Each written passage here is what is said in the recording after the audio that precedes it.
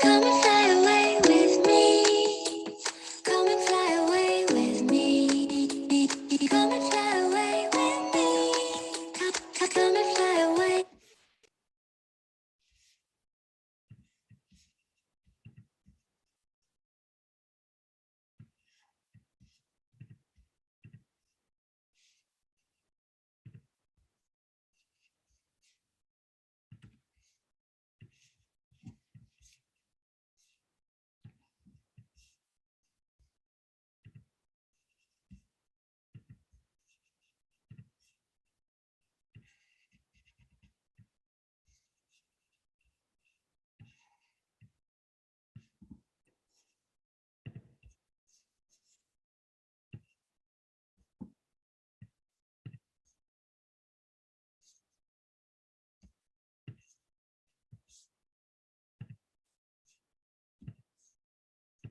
Come and fly away with me. Come and fly away with me. Come and fly away with me. Come and fly away with me.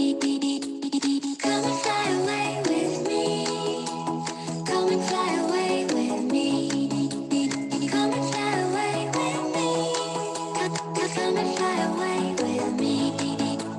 Don't you be afraid, everything will change. You and I, jumping on the edge. They say dreamers never die, so come and fly, come and fly, come and fly away with me. We're rising, we're falling, we're making moves. We're climbing, we're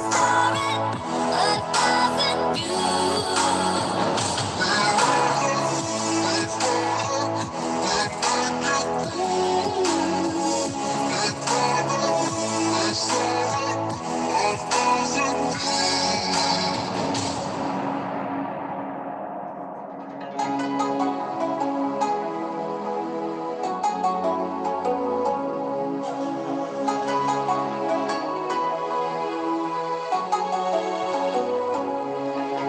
Somewhere by the endless sea, where the moon and water meet.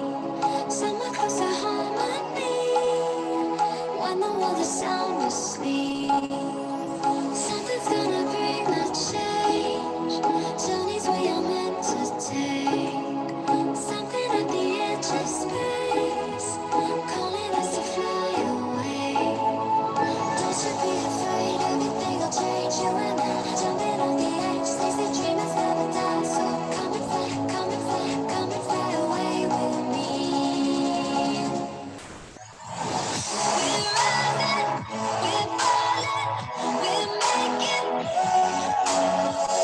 We're climbing, we're soaring, 1,000 views.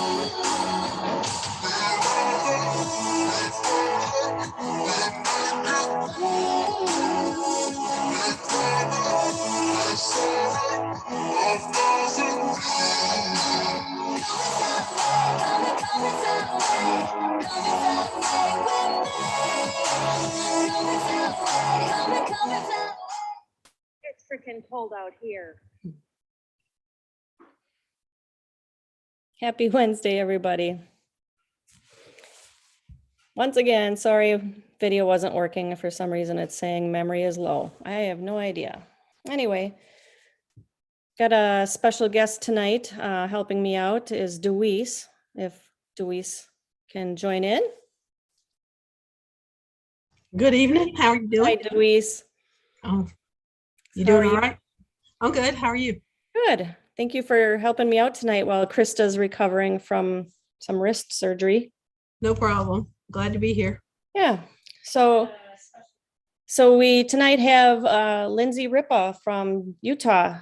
Let's see if Lindsey can come on in and join in with us. Hello, Lindsey. Lindsey. I will show you the video later, apparently. No worries. All right. So tell us a little bit about yourself. Where are you from? Okay, I am, I guess, probably mainly a Southerner. I grew up most of my life in Texas, even though I was born in California. Formative years in Texas. I did my college years in Alabama and at Auburn University. Then went back to the West. I went to live in Colorado for a few years, which is where I learned to fly. And now I'm in Utah. So I've been kind of a little bit over the map, but mainly in the South and in the West. Okay. Deweese, you got a question? Not yet. Okay. All right. So what got you, I guess, first off, how old were you when you started flying? So I started pretty much right after grad school. My first year in working, I was 23, I think, at the time. So fairly young.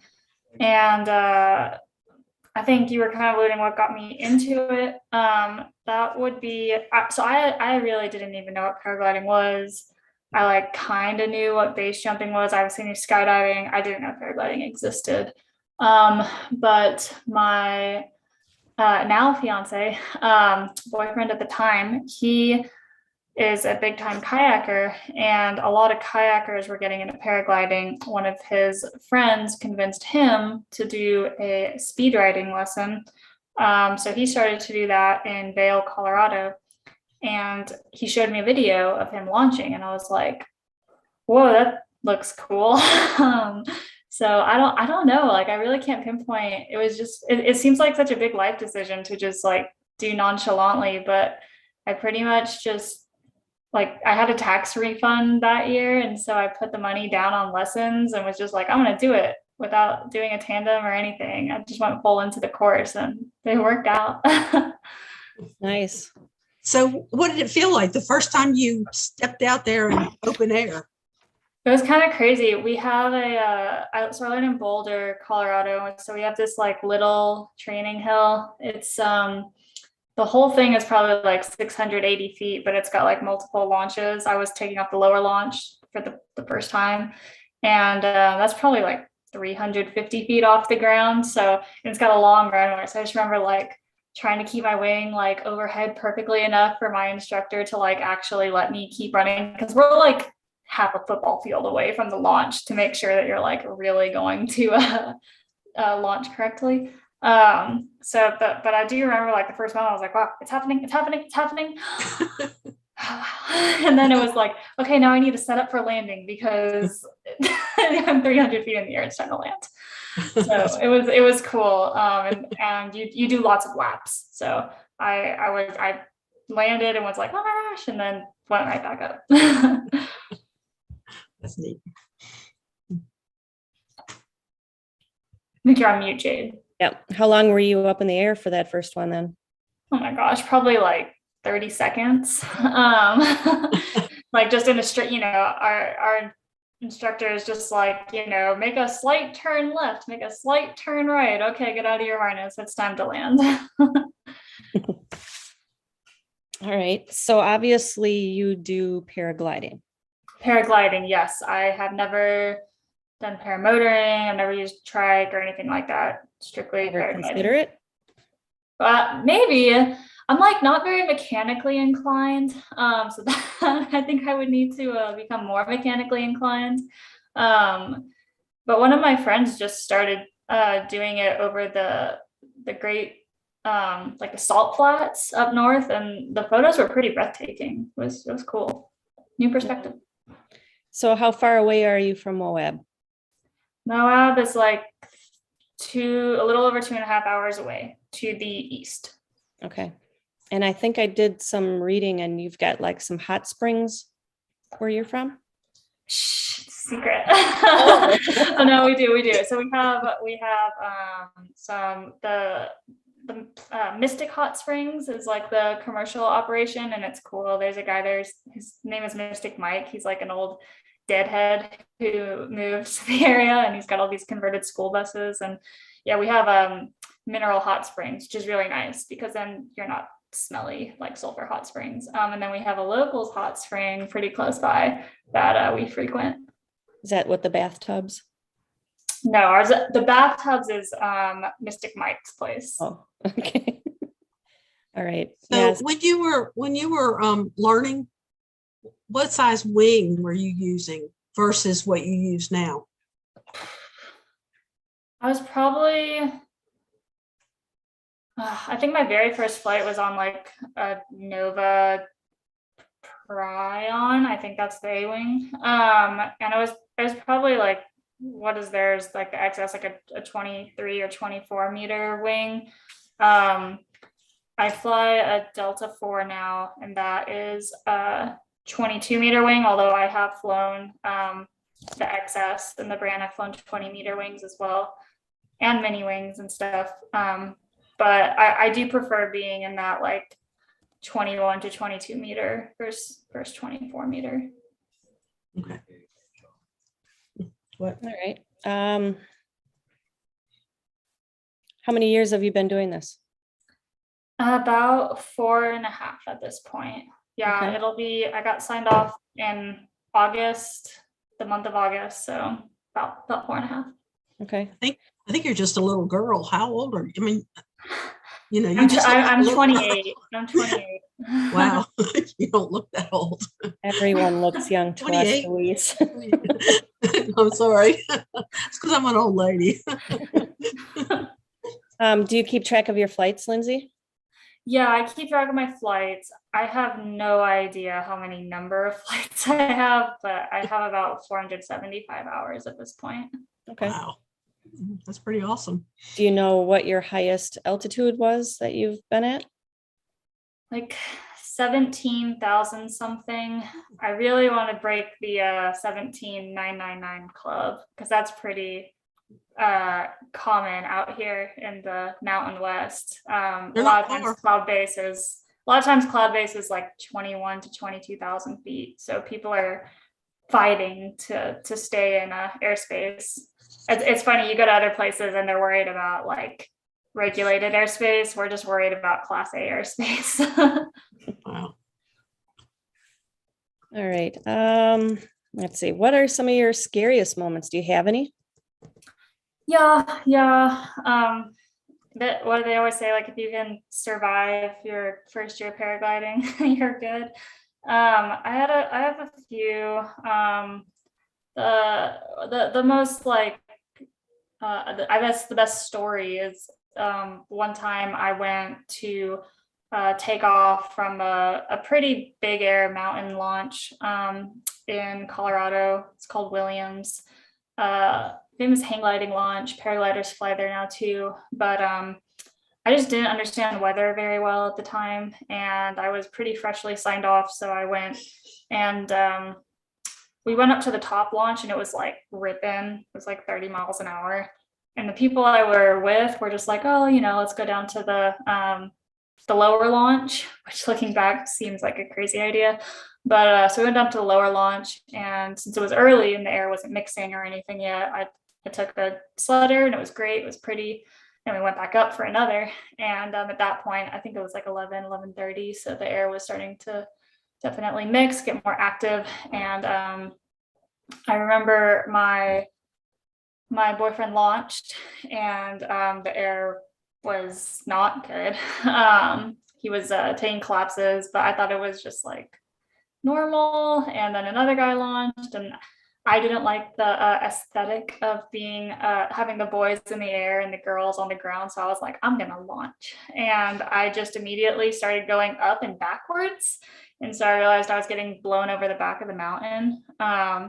Later, after talking to friends that day, they found out there was like a wave setting up over the mountain range in front of us. So I was just on my A-wing getting blown up and back. And all I remembered was that I didn't know how to spiral. I didn't know how to do anything like that yet. So I pulled the absolute biggest big ears that I could and just did like weight shift wing overs for 15 minutes, it felt like, until I got to the ground, and then just beeline stalled it to collapse it and balled it up and put my feet down wherever they landed, which was kind of like in the shrubs, and walked about a mile to the landing zone. So that was a luck experience jar transfer for sure. Right. But it made me realize that I needed to learn weather, and I have really tried to do that the last few years. How about any of your best flights? Oh yeah. So there's lots of really good ones. My first like wow experience was in Beer, India, which is just an amazing training ground for flying, because you have this ridge like every 5 kilometers, it feels like. So there's like a trigger point, like every glide. You just kind of have to like use the thermal. And I was a pretty low airtime pilot at that point. And so I was able to fly all the way to where the Dalai Lama lives, and not fly right over because that's not allowed, but pretty close, and fly all the way back. And I was able to fly like at cloud base and with Himalayan vultures, which are just massive, like 20-foot wingspan vultures. So, and all on my like little low B glider in my open harness, like trying not to freeze to death. And yeah, that was one of my better flights. And I've had really great flights in Colombia, great flights down in Texas at Dave Prentice's competitions. I've had great flights here, just thermaling around after work. Our mountains, they light up gold during September with aspen trees, and it's pretty special to just soar over those. So you've been to a lot of countries. Yeah, I really didn't like my first job. So after a couple of years, we had saved up some money, and I just quit my job with no prospects. And we decided to just travel and get some airtime. Went to Indonesia, to India, Nepal, where we were for a pretty long time, and Spain. And that was about nine months of being unemployed and just flying. Wow. It was pretty cool, but I was, I didn't have like a mortgage, and I don't have any kids. I didn't have any school debt. So I was like, well, there's not going to be a better time than right now. So I might as well just do it. Why did you come back? I mean, I know, because I ran out of money. No, really, like when I applied for the job that I had now, like on the day that I got my first paycheck, I had like $35 in my bank account. It was really ran it close. wow. All right. Fly-ins. Have you been to any fly-ins? I bet you have. Yeah. I've been to fly-ins. So the ones I've been to have been all great. I've been to Millie Wallace's paragliding pixie fly-in, which inspired me later down the line to throw my own ladies fly-in, which is the Rocky Mountain Swifts fly-in. And I've also, of course, gone to the famous Red Rocks fall fly-in, which is where there's 300 to 500 paragliding pilots soaring the skies in little Monroe, Utah, which is where I live now. Nice. Have you done any competitions?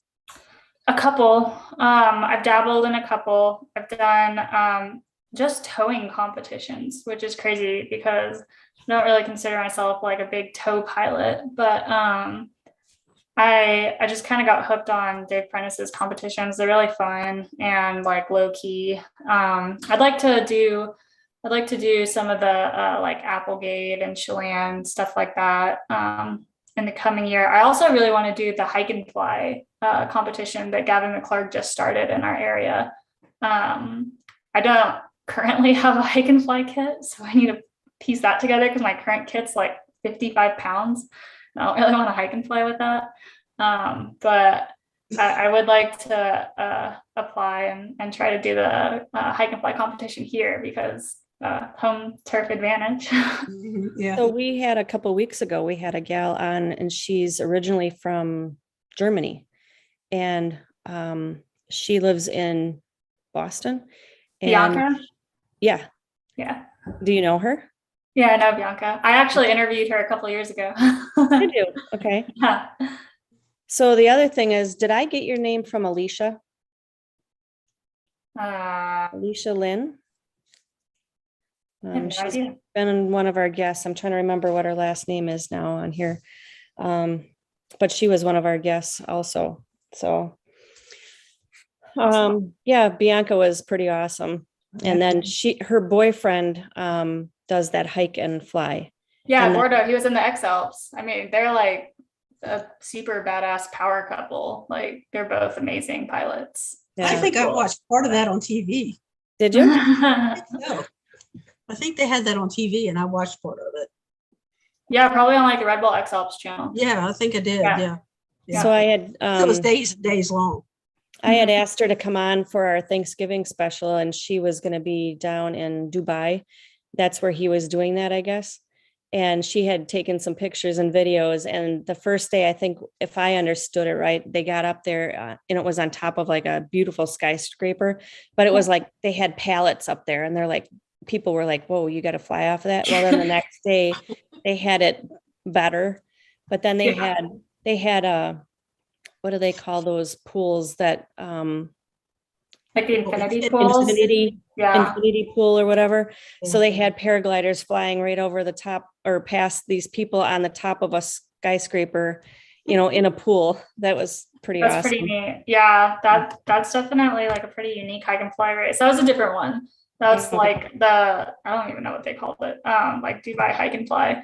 That one just happened, but Eduardo was also in the Red Bull X Alps, and Bianca has been his supporter. So super cool. Yep. Yeah, I'd definitely like to have her back on if we can get a bunch of you paragliding gals on. Yeah, That'd she be did a fun. good Arnold Schwarzenegger. In the I after. didn't see that before. Yeah, Tony and Angela had her going. Mad Sloper's got a question and wants to know if you plan to try for the X Alps in the future. No. They're gonna have to get a lot better. And also, I don't know, man, if you read like what the paragliders say who do it, I mean, I consider myself really conservative. Even though I want to push myself into a big mountain air, the conditions that they fly in is beyond what I consider reasonable. I think it's beyond what they consider reasonable, but they just do it for the competition. So do you fly acro? Acro, no, I haven't ever done that. I mean, I've dabbled with like wing overs, but I don't know how to do any We advanced. call wing ours overs. mini wing overs, right, Deweese? Yeah, I call them no, I don't do them. Have you had It seems cool though. Everyone who like progresses in this sport is really getting into acro. So if I can ever find the time to like take another sabbatical, I'd like to go to Turkey or something for a month and just not do like real acro, but I'd like to get dialed on my stalls and spins and stuff like that. Just things that keep you safe. Well, I know I saw that you must have been working on them. Like I said I saw one of your videos or a picture, maybe you posted a description that you got a chance to work on some wing overs and I don't remember what else you were maybe doing. Who knows what I was doing, but yeah, I mean, I'll do like wing overs and spirals and stuff like that, but nothing too advanced because we don't have water in the West. And so I'm definitely pretty, like I said, pretty conservative on that. And besides that, I mean, I'll go to SIV. I've gone to a couple of those, always over water, but true acrobatics I have never done, but highly respect everyone that does that. Does your fiance do acro? Yeah, he's really good. Tyler Burns, he has amazing wing overs. he'll go like all pretty much over his wing every time. He's got them really dialed. But I think that he would want to do the true acrobatics, especially if we were able to do a trip to Turkey. Oh, nice. So Mad Sloper's got another question. What's on your bucket list for flying locations? So I would like to go to, I don't know if I'm saying this right, so sorry if I'm not, but I want to go to the Dolomites in northern Italy because it looks absolutely mind-blowingly beautiful. Yes. I want to do the summer solstice flight in Alaska where they can like fly to midnight. And I also really want to go fly in Slovenia and Macedonia. And of course the Alps, like I want to go to Chamonix and to Annecy and all those places. I've never really flown in Europe except in southern Spain. And so I've never flown like the Alps, and it just, that's the Mecca. So that would be super cool. Okay. Deweese, you got anything? No, she covered my question about the SIV. Well, I did have one other question. She spent a lengthy time traveling and flying. Did she get tired and need to take a break, or did she just keep on flying and traveling? Yeah, I don't get burnt out on traveling. I actually really love traveling. But I have burnt myself out a couple times, just pushing myself, trying to progress and flying, and sometimes scary conditions. So I've definitely like gone through, and I think that's just like human and like part of paragliding is you like push, and sometimes you push a little too far and then you take a little break and then kind of reevaluate and see what you want out of paragliding. And then you try again, like once you feel like you are, you have more to give. So yeah, I think it's a normal like push-pull relationship.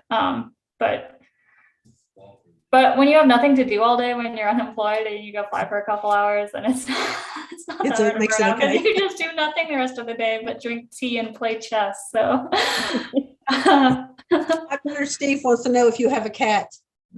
I do. Did you see him? Oh yeah, I have 2 cats. He sees your cat tree. Yeah. There's one like sitting off in the distance right now, but they're lovely, Sheldon and Cayenne. Yeah. And I think it was Bill H wants to know your social media, where we can find you. It's just my name. Like if you can see on screen, it's at Lindsey Ripa. I'm on Instagram. I'm on Facebook. If you do have, bargaining female pilots, you can always tell them to reach out to me too. I really like to help and just answer questions, especially to female pilots that want to try to get into the XC game or just get into paragliding in general. Well, that's why we did this show too, so if you have anything that you want to put out and if we can help you in any way too, maybe we can reach people also. Yeah, totally. It's like, that's the cool thing, because everyone's always like, oh, is that like 10% of girls fly or something? Like it's like 10% of the US pilot population is female. And yeah, I always say that I think that it's mainly that I see plenty of girls learn. I just don't see that many stick with it. So try to help them stick with it. So how many, with the fly-in that you help put together or you put together, how many do you have come to your fly-in? I think at this last one, they've been growing. This last one I had, I think at the max 32 women flying, which was awesome because you never see that many girls in one place flying, especially like thermaling. So that was really cool. And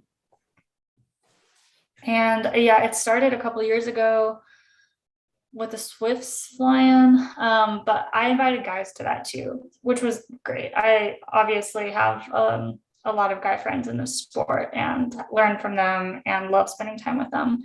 But it was funny when one time I threw a ladies fly-in and I think there were like 20 girls and like 200 dudes. It's like, yeah, welcome to the ladies fly-in. We have to do that too. What We do we can't have ladies fly in. We have to send, all the guys have to come to ours. Yeah. Well, that's what a couple of gals were trying to talk about, having just a women's fly-in, for paramotoring. And it's like, well, I'm not driving in the fifth wheel by myself, and I'm definitely not the mechanic, so Yeah. we'll have to stuff him in the fifth wheel, and he'll have to just wait in there with all the rest of the guys, right, Will? So, I always say the guys are welcome as long as they're helping. right, yeah. Oh, So social media, where can they find you? It's just my name. It's at Lindsey Ripa or just Lindsey Ripa on Facebook. I don't have TikTok or anything like that. I feel like I'm too old for TikTok. I don't know how to use it. Did you hear But I that, have Lindsay? Instagram. That's probably what I mainly use. All right. Got any other questions, guys, in the chat, or any questions, Deweese? Or let's see. Lindsay, do you have anything else to add?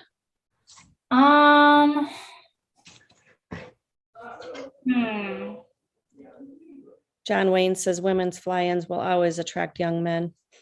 I have definitely heard that. My last fly-in, because I've done the really big ones before, and then this one I made ladies only. But somehow the word still gets out. And someone told me that there's like a group of guys coming to find their new girlfriends at my fly-in. I was like, absolutely not. That's pretty cool. Yeah, you can't have all women's fly-in. That's not going to happen. But the guys have always been like really supportive, especially the last one, and helping us like get to launch and like just being stoke masters around and kind of just during the fly-in, like, letting the ladies have priority on launch. That was really nice. So I always appreciate that.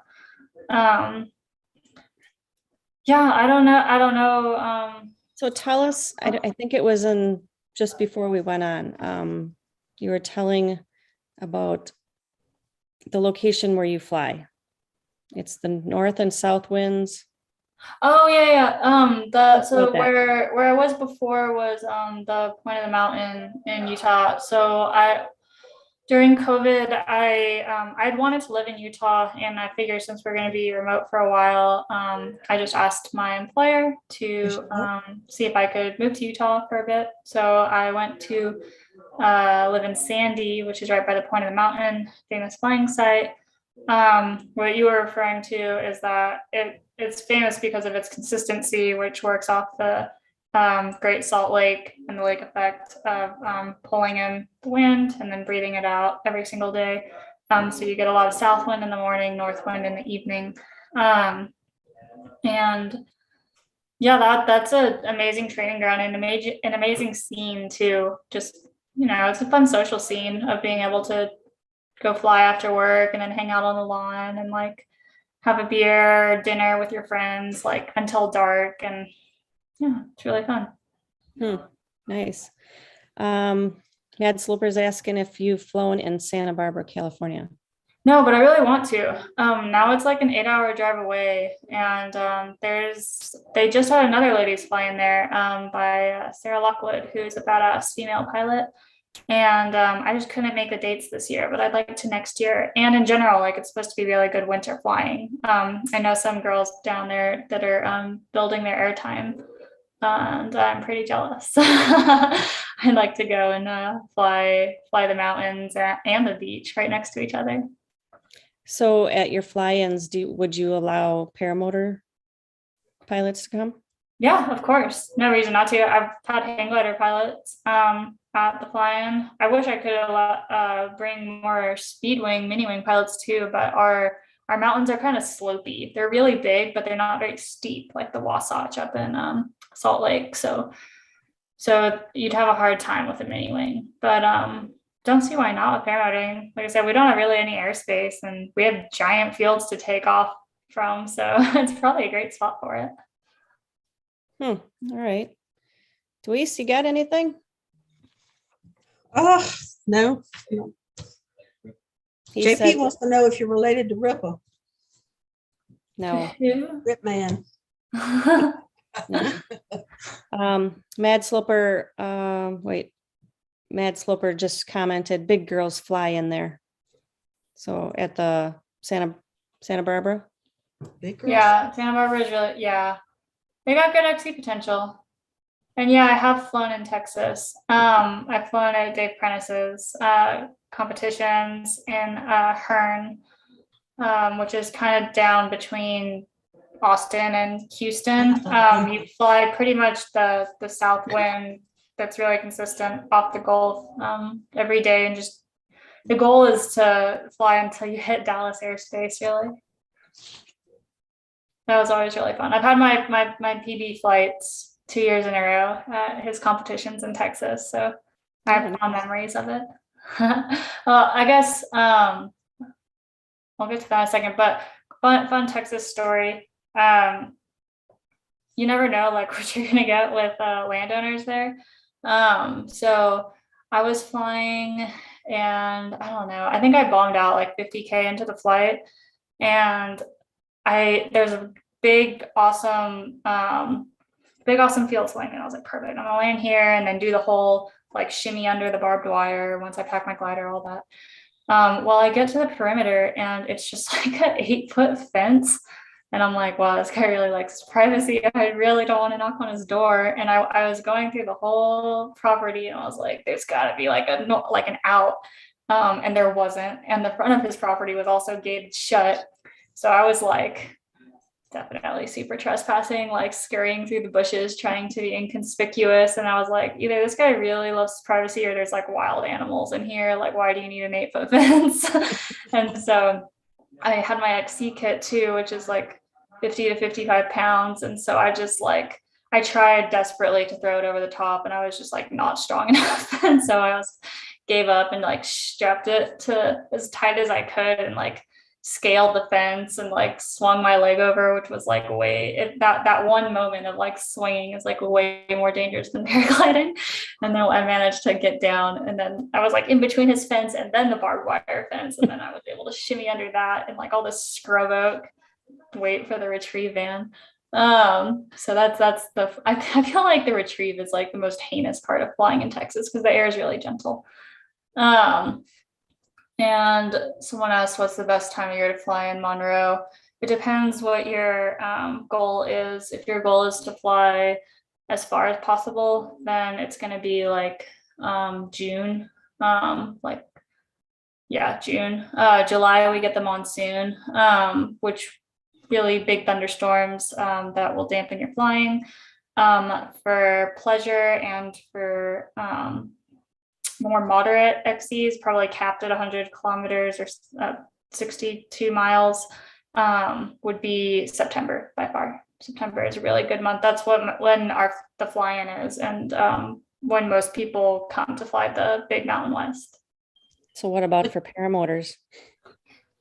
I guess like you guys could come, pretty much anytime, as long as if you were in the summer, it'd be like super early, but from what I understand, paramotors wake up pretty early anyways, and maybe like close to sunset, because even in the summer, like I've had 6 meter a second thermals, 1,200 foot a minute at like 7 p.m. So it's still on in the summertime, but I bet like late September through like early October would be amazing, because usually it hasn't snowed yet, but the aspens are still there. And I think it'd be so cool to like buzz all those aspen groves.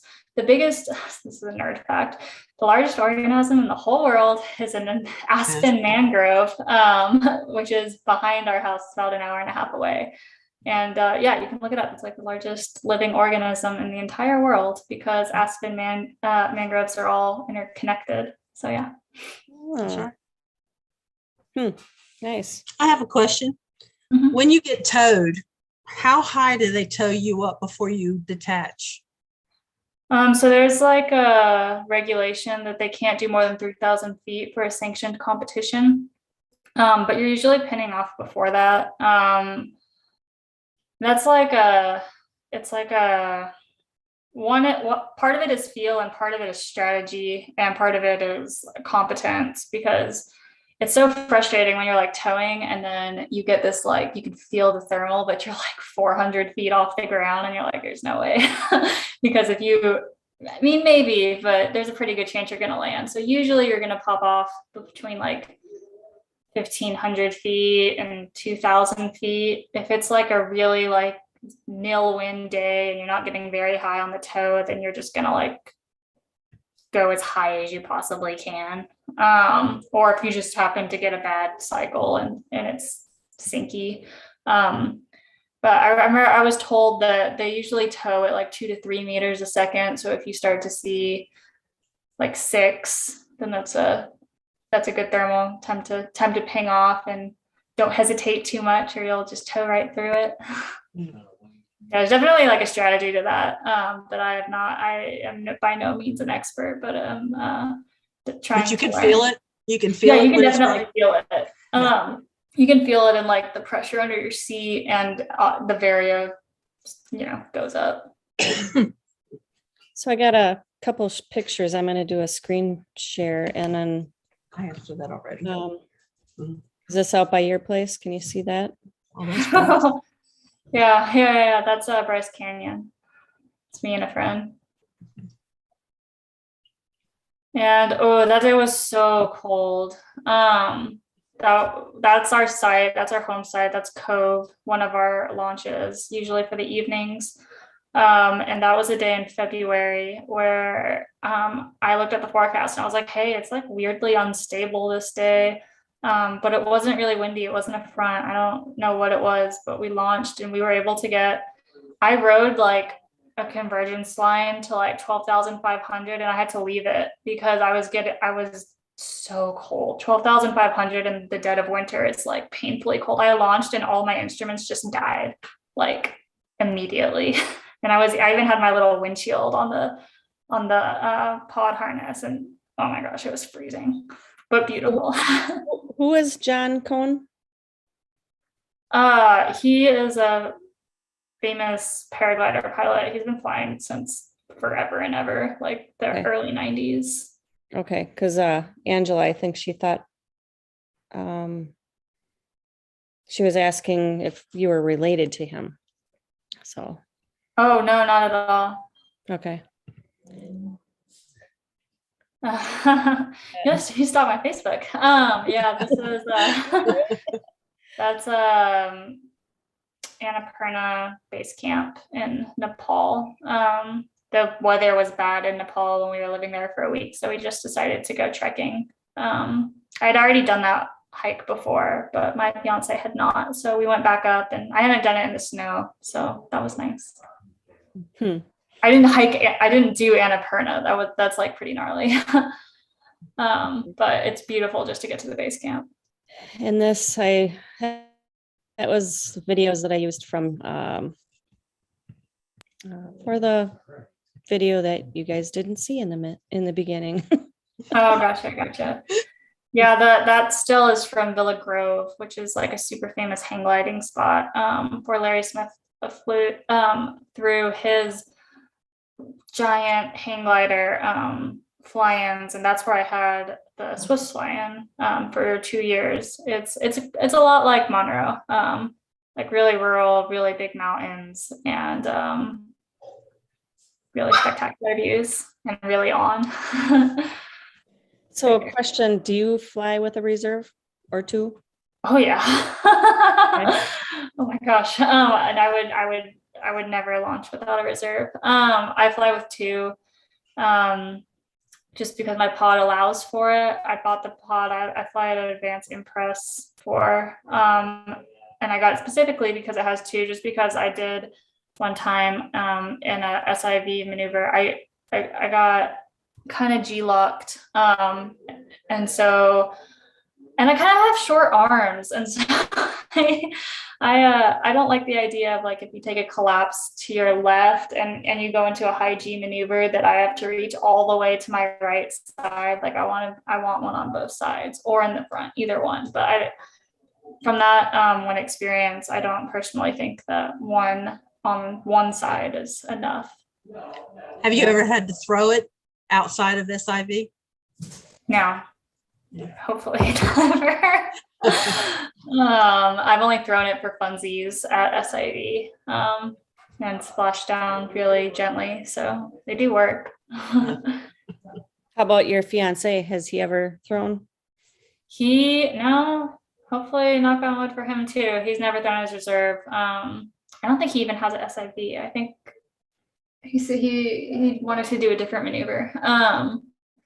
So yeah, I mean, I know that it's rare, but I like the peace of mind of having two. Also, I usually need it to like have ballast for my wing anyways. So because the wing that I like to fly the ozone wings, but I'm weird on their weight range. I'm like the very top of the extra small, or like if I didn't fly the or the very bottom of the small. So I have to have a really heavy harness and like 2 reserves and all that stuff to be within a reasonable point of the weight range for flying cross So country. you were talking about ozone. So what size, did you say what size wing you're flying? I fly the small Delta 4. And that's new. I got it like literally at the end of September. I was flying the Swift 5, the high B, the lightweight one, for the last few years. Okay. All right. Also the small. I've flown the XXX Chili, but I do like the performance of the small over the extra small. I think that it's very noticeable. So you obviously have flown quite a few wings then. I've flown the Epsilon. I've flown a BGD Atom, and then I've flown some Little Cloud mini wings. And I have Air Design Suzy 3 on its way, hopefully very soon, because I wanted a nice hike and fly wing to pair with like a little lightweight harness, because we have a lot of foothills around here in the winter that it would be nice just to go up and launch and land without logistics and anything like that. All right. So I'm gonna try to add are you willing to stick around for a little bit, or if not, that's yeah, okay. totally. Also. So I'm not saying if I landed in a tree. I haven't. There's not a lot of trees out here. I really hope I never land in one though. Hang on, I'm gonna type this in. Type of tree. So Eric's gonna type it in for me. If you're willing to stick around for a little bit in the after show, that would be awesome. If you can't, that's okay. And if your fiance is around, we'd be happy to have him join also. I can stick around a few minutes. Okay. I don't know. I think he's on the phone with him, but I can stick around. Okay. All right. I'm having a puppy dog fight here apparently. So just check in one last time to see if there's any questions. Question for the guest. What's her favorite type of tree to land in? Oh, okay. You know who that question came from. Yeah. And Tony, any tree landings? Yeah. Let's not. Hopefully never. So I'm going to try this one more time, if you guys will allow me, because I work really hard on these and I don't know why they turn out.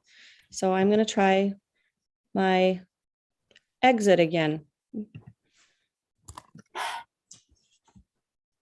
Yeah, I'd like to see it. It sounds good. It's like I put all of her pictures in there. So I'm going to see if I can do it again. I'm going to share. Make sure I. Oh.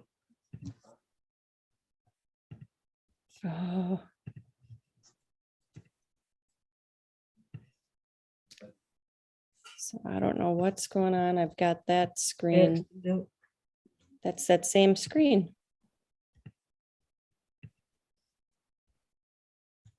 How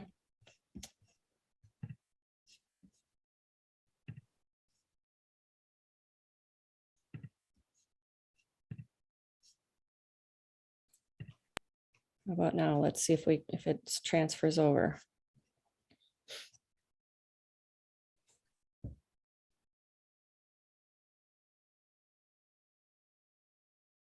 Do we see it? Okay, here we go. So after this, if you guys want to join, we'll just shut it down shortly after the end of this video. Come and fly away with me. Come and fly away with me. Come and fly away with me.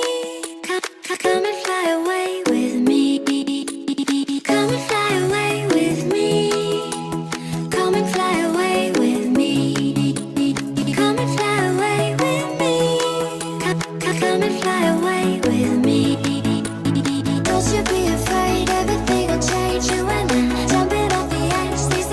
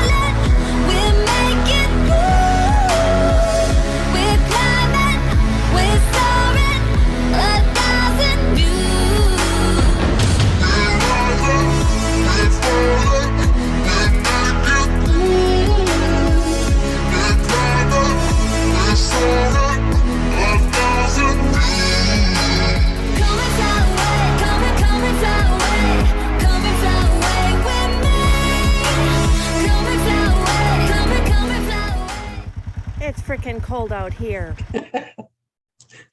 That was pretty cute. All right. So Lindsay, thank you again for taking time tonight to hang out with us, and hope you're willing to stick around to meet some of our friends that come on in the after show, and everybody's totally. welcome to join in.